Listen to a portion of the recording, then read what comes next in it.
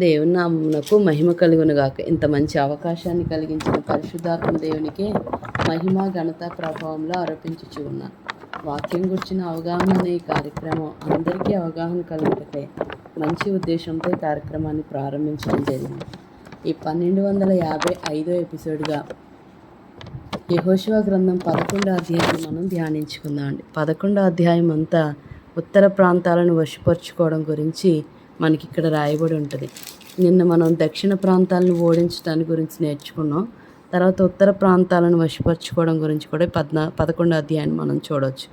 అంటే జరిగిన ఈ సంగతులన్నిటిని గురించి హాసోరు రాజు యాబీను విన్నాడు. అందుచేత అతనికి అనేక మంది రాజుల సైన్యాలను సమకూర్చాలని నిర్ణయించాడు. మరి మాదోను రాజు అయిన యోబాబును, షిమ్రోను రాజు, అక్షాపు రాజు, ఉత్తరాన కొండదేశం, ఎడారి రాజులు ఇద్దరికీ యాబీను సందేశం పంపించాడు. కిన్నెరెత్, నెగెన్, పడమటి దిగువన కొండల రాజులకు యాబీను సందేశం పంపించాడు.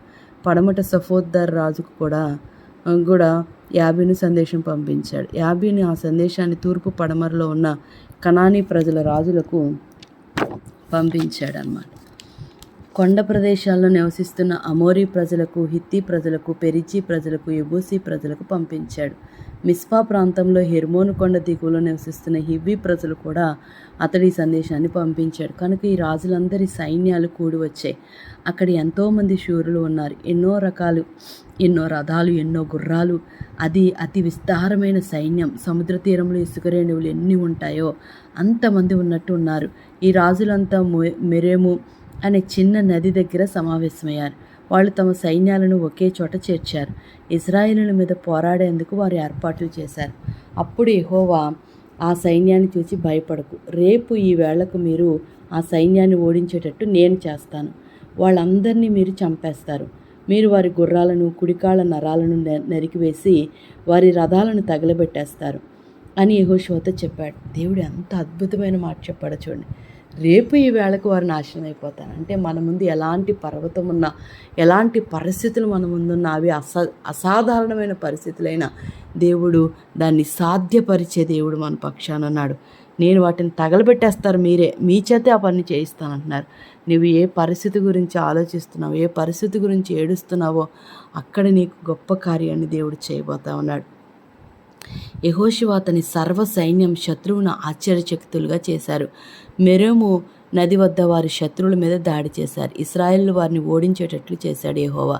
ఇశ్రాయేలు వారిని ఓడించి మహాసీదోను, మిశ్రపోత్తమ్మాయిము, తూర్పున మిస్పాలోయ వరకు వారిని తరిమివేశారు. శత్రువులలో ఒక్కరు కూడా బతకకుండా చచ్చే వరకు ఇశ్రాయేలు సైన్యం పోరాడింది. యెహోషువ ఏమి చేయాలని యెహోవా చెప్పాడో అతడు అలాగే చేశాడు. యెహోషువ వారి గుర్రాల కుడికాళ్ళ నరాలను తెగ్గొట్టి వారి రథాలను కాల్చివేశాడు. అప్పుడు యెహోషువ వెనుకకు వెళ్ళి హాసోను పట్టణాన్ని పట్టుకున్నాడు. హాసోరు రాజు యెహోషువను చంపివేశాడు. ఇశ్రాయేలుల మీద యుద్ధం చేసిన రాజ్యాలన్నింటినీ హాసోరు నాయకుడు ఆ పట్టణంలో ప్రతి ఒక్కరిని ఇశ్రాయేలు సైన్యం చంపేసింది. వారు ఆ ప్రజలందరినీ పూర్తిగా నాశనం చేశారు. ప్రాణంతో ఏది విడవబడలేదు. అప్పుడు వారు ఆ పట్టణాన్ని కాల్చివేశారు. ఆ పట్టణాలన్నిటినీ యెహోషువ పట్టుకున్నాడు. వాటి రాజులందరినీ అతడు చంపివేశాడు. ఆ పట్టణాల్లో ఉన్న సమస్తాన్ని పూర్తిగా యెహోషువ నాశనం చేశాడు. యెహోవా సేవకుడు మోషే ఆజ్ఞాపించినట్లు అతడు ఇలా చేశాడు. కానీ వారి కొండల మీద కట్టబడిన పట్టణాల్లో ఒక్కటి కూడా ఇశ్రాయేలు సైన్యం కాల్చివేయలేదు. వారు కాల్చివేసిన కొండ మీద పట్టణం హాజోరు మాత్రమే. ఇది యెహోషువ కాల్చిన పట్టణం. ఈ పట్టణాల్లో దొరికిన వాటన్నింటినీ ఇశ్రాయేలు ప్రజలు వారి కోసమే ఉంచుకున్నారు. ఆ పట్టణంలోని జంతువులన్నింటినీ వారే ఉంచుకున్నారు.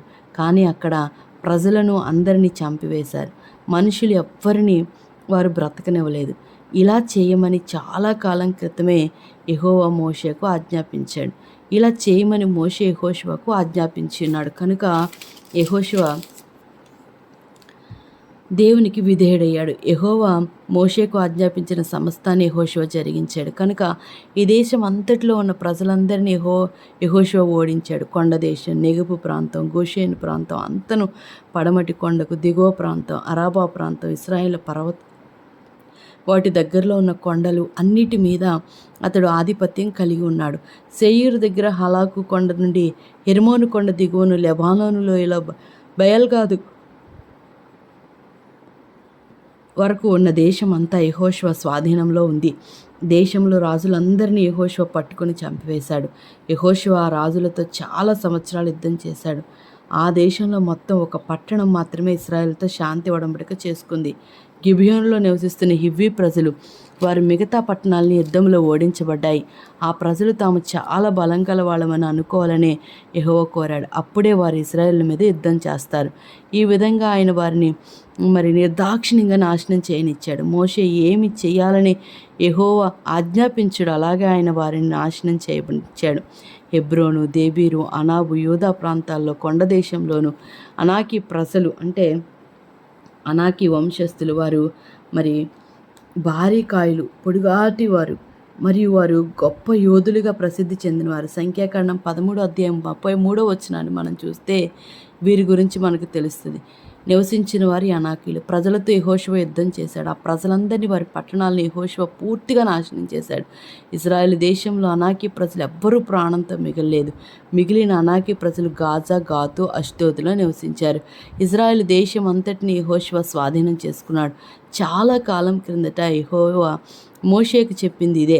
యెహోవా వాగ్దానం చేసినందువల్ల ఆయన ఆ దేశాన్ని ఇశ్రాయేలుకి ఇచ్చాడు. యెహోషువ ఆ దేశాన్ని ఇశ్రాయేల్ వంశాలకు పంచిపెట్టాడు. అప్పుడు యుద్ధం ముగిసింది. చివరి దేశంలో శాంతి నెలకొంది. కానీ వీళ్ళు శత్రుశేషంగా ఈ 3 పట్టణాలని వదిలేసినట్లుగా మనం చూస్తా ఉన్నాం. గాజా, గాతు, అష్డోదు. గాజా, గాతు, అష్డోదు అనంటే మనకి గొల్యాతు గుర్తుకు రావాలి. వీళ్ళు ఆ శేషం మిగిలిన వారిలో నుంచి గిబియోనులో నుంచి వచ్చిన వారు వీరు మరలా దావీదుతో యుద్ధం చేయడానికి వీళ్ళు నిలబడినట్లుగా మనం చూస్తూ ఉన్నాం. కాబట్టి శత్రుశేషాన్ని ఏమాత్రం ఉంచకూడదు అని చెప్పారు. వాళ్ళు శత్రులు ఎంత తంత్రాలతో వచ్చి శాంతి ఒడంబడికను చేసుకుని వారు అక్కడ చనిపోకుండా మిగిలి ఉన్నట్లుగా మనం చూస్తూ ఉన్నాం కదండి. అయితే వారిని క్షమించినందుకు తరువాత తరంలో వారు మళ్ళీ శత్రువులుగా వారు మొదలైనట్లుగా మనం చూస్తూ ఉన్నాం. కాబట్టి ఏ శత్రుశేషాన్ని మనం మిగిలి ఉంచకూడదు. దేవుని యొక్క ఏ మాట చెప్తే ఆ మాట ప్రకారం సంపూర్ణంగా దేవుని చిత్తానికి మన జీవితాలను సమర్పించుకోవాలి. బహుదినములు యెహోషువ యుద్ధం చేస్తూనే ఉన్నాడు. కనానీయులు స్వాధీనం చేసుకోవడానికి ఇశ్రాయేలీయులు వరుసగా 5 సంవత్సరాలు దండయాత్రలు సాగించారు. కాలేబు వయస్సును బట్టి మనకి విషయం తెలుస్తూ ఉంది. కనాను ఆక్రమణ ప్రారంభించింది మొదలుకొని హెబ్రోను పట్టణాన్ని అతడు స్వాధీనం చేసుకునే నాటికి 5 సంవత్సరాలు గడిచిపోయాయి. 14వ అధ్యాయము 6, 13, ద్వితీయోపదేశకాండం 2:14 మనం చూస్తే మనకి ఇది అర్థమవుతూ ఉందన్నమాట. అంటే వారు చాలా కాలం యుద్ధం చేసినట్లుగా మనం చూస్తూ ఉన్నాం. యెహోవా వారి హృదయాలను కఠినపరిచిండు. అంటే కనానీయుల దుష్టత్వాన్ని బట్టి వారు తప్పక నాశనం చేయాలని దేవుడు తీర్మానించుకున్నాడు. తన తీర్మానాన్ని నెరవేర్చాలి కనుక దేవుడు కనానీయుల హృదయాలను కఠినపరిచాడు. కాబట్టి వాళ్ళు ఇశ్రాయేలుతో యుద్ధం చేయడానికే నిర్ణయించుకున్నారు.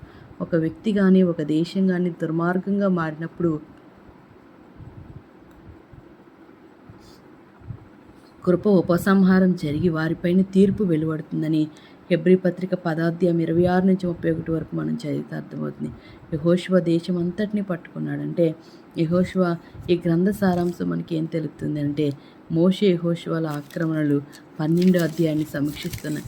అంటే ఎంత అద్భుతంగా అందరినీ అంటే మోషేకు దేవుడు ఏం చెప్పాడు, యెహోషువకు దేవుడు మోషే ద్వారా తెలియచేశాడు, అవన్నీ కూడా యెహోషువ చేశాడు.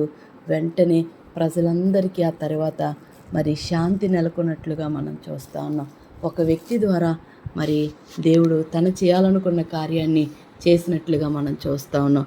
కాబట్టి నీ ద్వారా కూడా నీ కుటుంబంలో, నీ వంశంలో, నీ చుట్టూ ఉన్న వారిలో ఆయన ఒక కార్యాన్ని చేయాలని ఆయన ఇష్టపడతా ఉన్నాడు.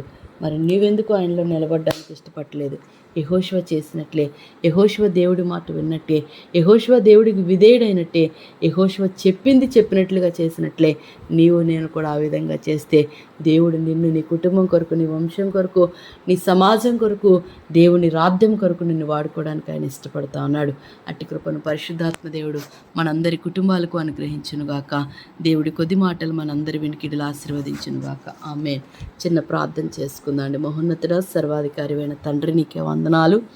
నీ మాటలను బట్టి కృతజ్ఞతలు చెల్లిస్తూ ఉన్నాం ప్రభువా. ఈ ఉదయకాలం నీ మాటలు వినడానికి నీ కృపను చూపారు, అందును బట్టి కృతజ్ఞతలు తండ్రి. అయ్యా సహాయం చేశారు, అందును బట్టి కోట్ల కొలది స్తోత్రాలు చెల్లిస్తూ ఉన్నాను.